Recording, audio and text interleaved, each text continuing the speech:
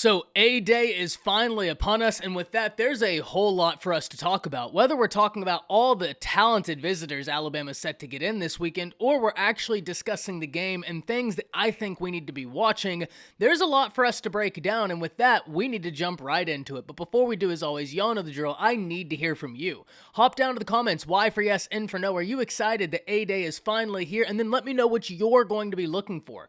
If you are new to the channel, be sure to subscribe, hit that bell notification as I do constant college football content. You don't want to miss any of it. And if you enjoyed the content, like and comment down below. But with all that being said, let's hop right into this because this is going to be an exciting A-Day for multiple reasons. And we'll start on the recruiting front because Alabama is set to play host to multiple 5-stars, which by this point really should surprise nobody if you keep up with college football recruiting. But this weekend in particular, there's some names we need to watch, including Peter Woods, James Smith, and Richard Young.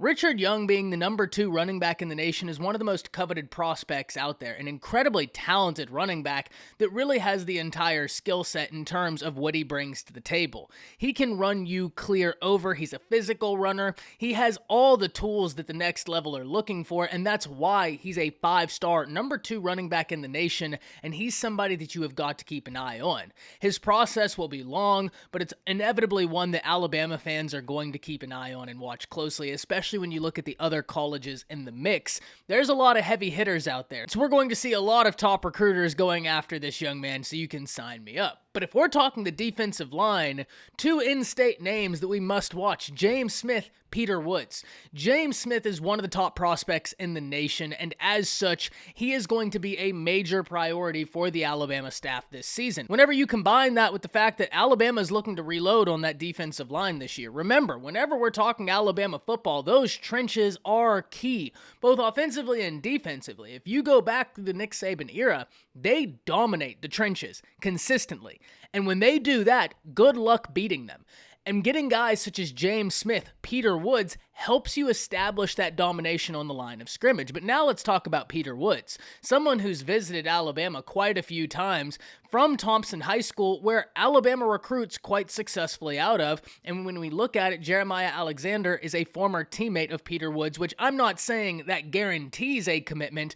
I'm just saying it's another wrinkle and another layer of familiarity that you have to be excited about if you're wondering where Peter Woods ultimately goes. Plus, you're in the state of Alabama. You have to feel good about your chances of keeping home some of these top-level defensive linemen, which is really the point I've been making for a year now.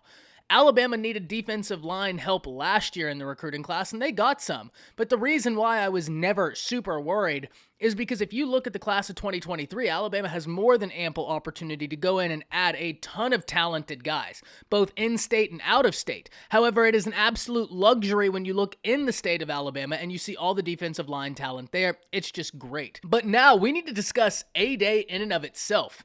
And one of the things we need to talk about before we get into the meat of this conversation is my disclaimer. And the disclaimer is this is a spring game. This is a scrimmage. Take everything you see with a grain of salt. But with that being said, let's take a look at some of the things that stood out to me. And one of the things that instantly stood out to me yesterday whenever the rosters were published was that Tommy Brockermeyer is running with the ones. Now, once again, I'm not saying that means he's going to be starting, but that is a great sign for Crimson Tide fans, in my opinion. Brockermeyer also had to deal with injuries last year, so now you have a double factor where he was sitting there getting his body right in terms of health and getting his body right in terms of the physicality required to play the position, while also having a greater understanding of the technique required.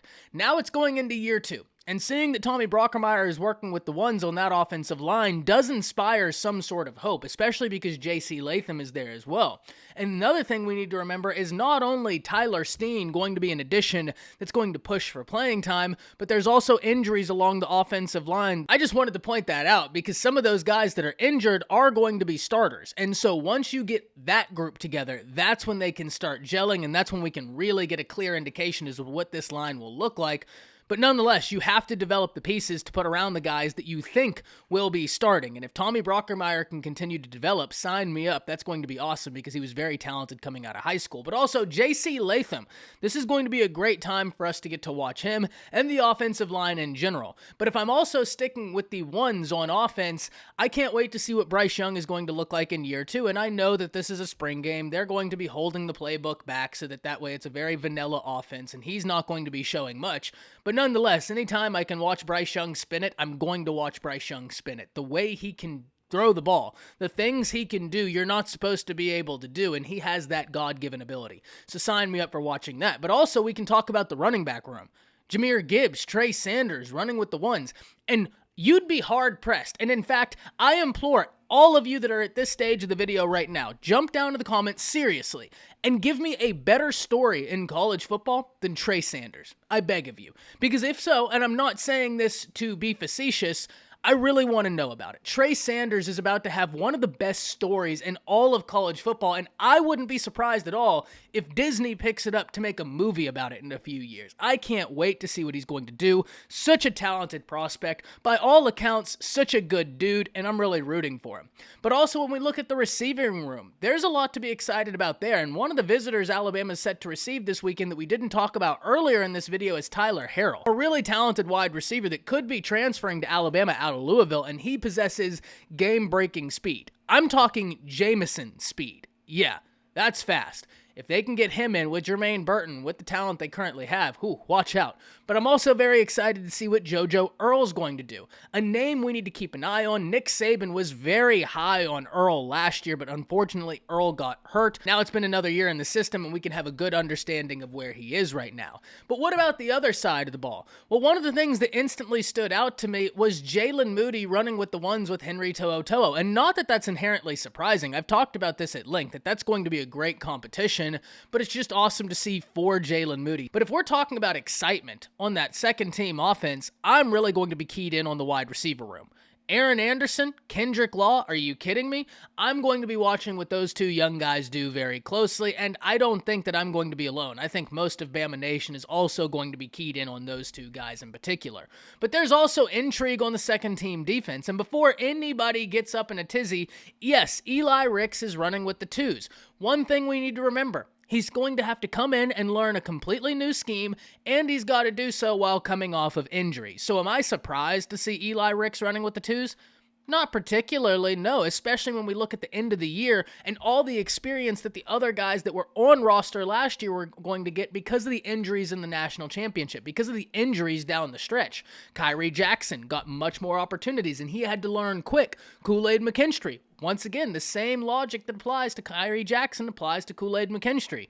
And so now you're introducing a very talented corner in Eli Ricks. I'm not surprised at all that it's taking him a bit to come in, learn the system, put some weight on, and get back healthy. That's only natural. So if any of you are worried about that, don't be. Don't be at all. Not one little bit. But outside of that, I'm going to be watching Terrion Arnold in that other defensive back room really intently. Arnold can play any position in the secondary, and I truly believe that. I'm not saying that the staff has utilized him in there. I'm saying from what I've seen from his film, I feel very confident putting him almost anywhere in the secondary. He's got a lot of ability, and if he gets an opportunity, he's going to make the most of it, and I can't wait to see that. There are so many guys that are going to be intriguing to watch today, and because of that, I'm so interested in hearing from you. Hop down to the comments, let me know, are you excited about this? And then let me know the players you're most interested in. That's it. See ya.